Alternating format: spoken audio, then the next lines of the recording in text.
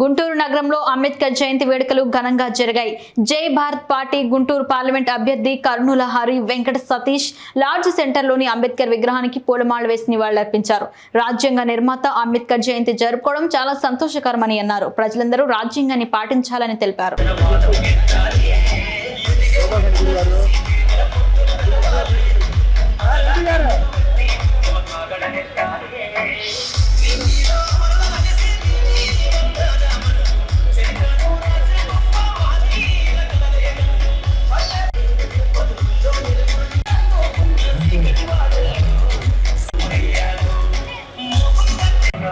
మన మధ్యలో పెద్దలు సూర్యుడి పార్టీ పెట్టి అదేవిధంగా మాల మహానాడు జాతీయ అధ్యక్షుడిగా ఉండి